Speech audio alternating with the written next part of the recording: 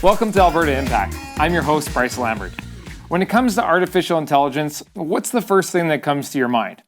For some of us movie geeks, we might think of robots taking over the planet like the movie Terminator, or maybe some cool Star Trek references. Regardless of how our views may differ from where we come from the AI perspective, it is undeniable that most visionaries and innovators are using AI for the betterment of humankind. One example is my guest tonight, who co-founded a company which radically simplifies the use of ultrasound for common and critical conditions by using artificial intelligence, 3D technologies, and cloud.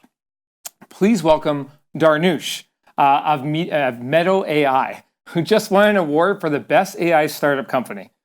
Darnush, thank you for joining us today. This is super awesome. Thank you so much for having me. Excellent. So tell us, how did Medo.AI come about? Okay, so it's a bit of a long story, but I'm trying to make it as short as I can. My background is a technical background. I have done my master's and PhD in machine learning for medical imaging. But the pivotal moment was when I moved to the radiology department of University of Alberta as a research associate. It was then that I met my co-founder and I started working with patients in a real-world setting. And I realized what a huge gap exists between the research that's going on in the engineering domain and what is actually happening in the clinics. Gotcha. For 1 day a week, I used to collect ultrasound images from infants for my project. And I used to witness patients having to drive in for hours and hours in the middle of winter.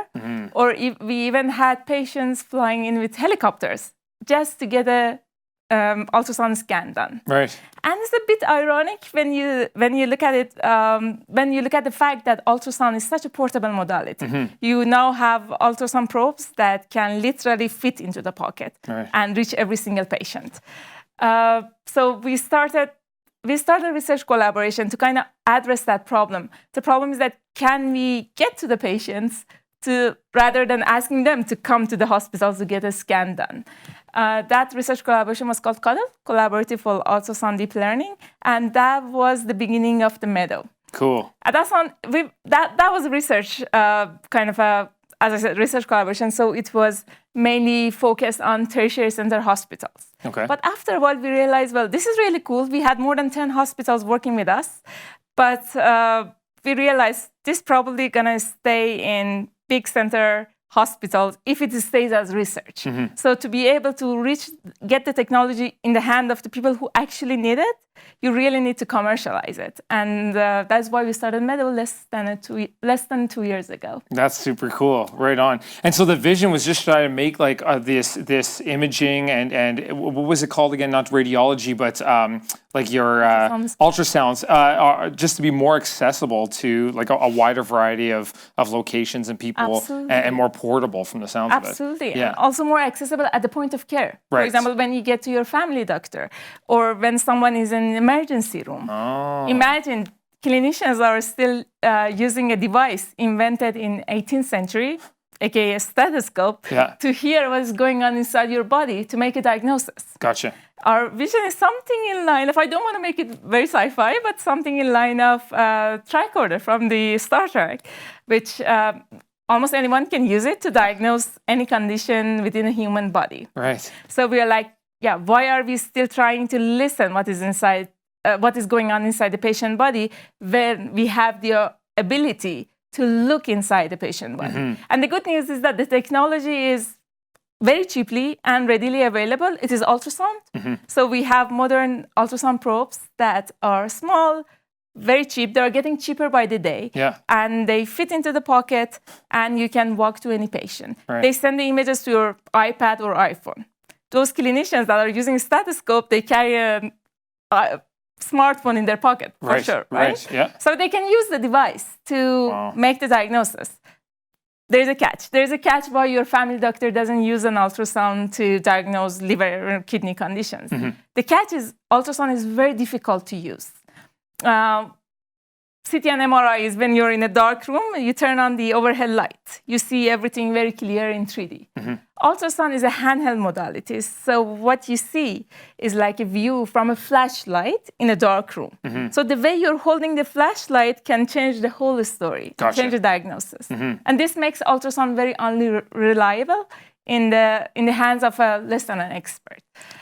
And this is the part where Medo comes in. We are building technologies that would radically simplify the use of ultrasound so that someone that is not that expert in using the ultrasound can still pick up the probe and make diagnosis for certain conditions. Right. Wow, that's cool.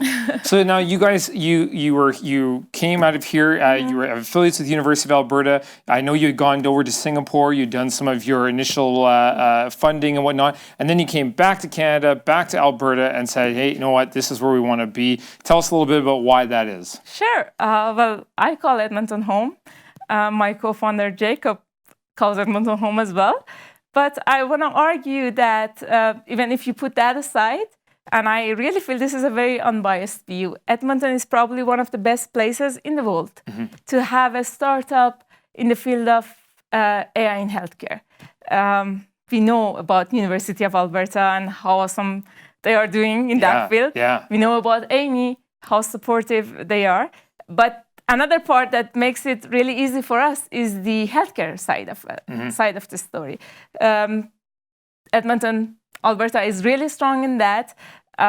They have a centralized database that all the images get into that. And that data is very valuable because it is very unbiased. Why is that so? It's very interesting because let's compare University of Alberta with a similarly sized university hospital in the United States.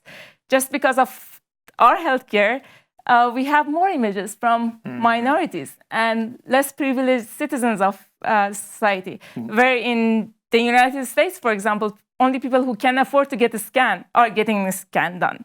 So the database that we have is very uniquely unbiased. And this is what you want for AI, because the technologies that we built in here, there's a way better chance that they're more applicable to the other countries and other regions because they're being trained on a very diverse kind of a data. Yeah, you have a much wider picture of what's out there. Yeah, as opposed to a narrower one. Yeah, that makes a lot of sense. And this is not only about the data, it is also about the people who work on the data, because we always talk about diversity of data. Yes. We kind of forget to mention it's also about who is extracting information from that data, and it's the people who are dealing with that. Yeah.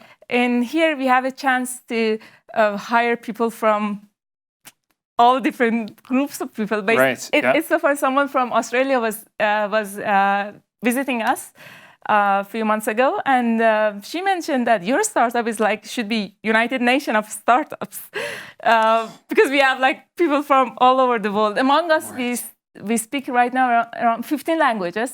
Holy smokes! Yeah, imagine. Yeah. And all within Medo. And we are a very small team. We are around 28 people. Yeah. Within us, we speak 15 languages. Holy smokes! Can you imagine? Yeah.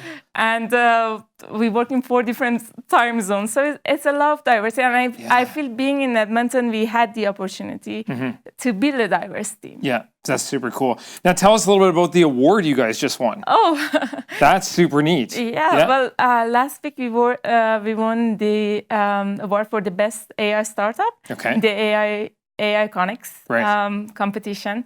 We were selected out of around 500 entries, I imagine. We're very excited about that. Yeah, that's super great. And now you're off in November. You were mentioning earlier you're going to be going over to Berlin, correct? Yeah. Yes. And you're going to be there representing as a representative for the University of Alberta. Absolutely. This is something we're very proud of. Yes. We get to be a representative of U of A. I hope we get to do a good job. Yeah. Oh, I'm sure you will.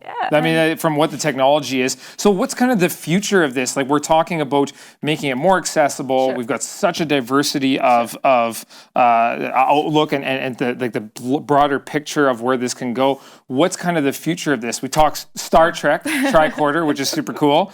And so what does this kind of mean? And you even said, United Nations of because of the diversity, but what does this mean for the world in the sense of this thing kind of starting to get out there and be more accessible and be more practical in the field? Sure. Well, first of all, I would need to mention that the vision is to get there, but ultrasound can cover many functionalities within the body.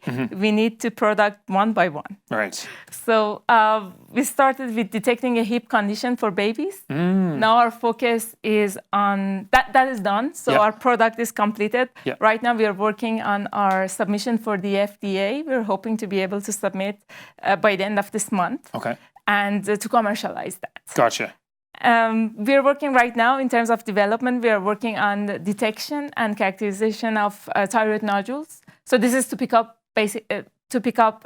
thyroid cancer. Thyroid cancer. Okay, Yes. gotcha. And other than that, we're working on abdominal conditions, picking up liver and kidney diseases. Gotcha. So basically, we need to build this product functionality by functionality, organ by organ, and hopefully, once we had all in the place, then that would lead to tricoder. But yeah. Right now we're there. So you got to map that body first, and then the differentiations of different people and whatnot. So that's pretty cool. Like you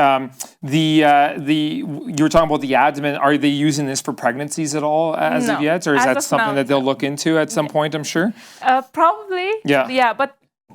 At this moment, we are focused on the application for the point of care. Gotcha. Something that you can get your family doctor to do, or something that is required in an ICU, or something that is required in an emergency room. Gotcha. And that is why we are staying away from pregnancy. Yeah, makes sense. Yeah, and focusing more on the point of care kind of application. Gotcha. Now, the one that you've kind of nailed down that you just mentioned, which was the potential hip issues in infancies. Yes. Can you talk a little bit more about that? How did that kind of come about? Absolutely. I want to explain why we picked that condition, because we think that's a perfect condition for a screening. It is very easy to pick up that condition using ultrasound. Right now, every baby that is born gets a physical exam done to check if the hip is right or not. And you can imagine, that's not a very sensitive kind of a test, and we miss lots of cases. If we detect this condition early, it is almost 100% treatable with putting the kid in a harness for a few weeks. Right. Very easy. Yeah, just as the bones form kind of thing as they grow, right? Absolutely. Yeah. If before the hip is ossified, if we detect this condition before the hip is ossified, it's very easy to treat it. But if we miss it, it leads to lifelong misery. Imagine 1/3 of hip replacement surgeries, premature hip replacement surgeries. So people at their 40s or 50s getting hip replacement surgeries are because we missed detecting hip dysplasia. Gotcha. So in Alberta alone, 4 people are born every day with hip dysplasia. Unfortunately, 2 hip replacement surgeries because of the missed hip dysplasia is done every single day. Wow. So we feel if we have a technology that can easily check if the hip is normal or not, right at the birth, then you can imagine it can change the life of 1 of 4 people. That's a massive number. Absolutely. And even just on the healthcare system, if we can get preemptive technology that we can kind of early identifying and then solutions to it, the healthcare system gets a lot less of a beating on this later on down the road. The person gets a better life. It all goes at the same point. Absolutely. So right on. Darnush, go ahead. No, I just want to mention that hip dysplasia has such a highest prevalence in the world. For hip dysplasia belongs to Native Canadians. So as much as 3 in 10 babies, Native communities might have this hip dysplasia. And we're working very closely with Health City. They've been really helpful. And we want to start a screening program in Northern Alberta. And we want to train someone from their own community to be able to do the scan. That's a massive achievement right there. We are very excited about that. Right on. So we'll have links for sure to find out more information about you, where to find out about some of the initiatives that you're doing with Medo. So that's super cool. Darnush, thank you so much for joining us today and sharing this story. Again, right here out of Alberta, and some of the really cool things, life-changing things that you guys are coming up with, all with artificial intelligence. So thank you so much for having me. Absolutely. It was a joy. Right on. Bye. Thank you for joining us tonight. If you have enjoyed this episode, then don't forget to hit subscribe as we release episodes once a week.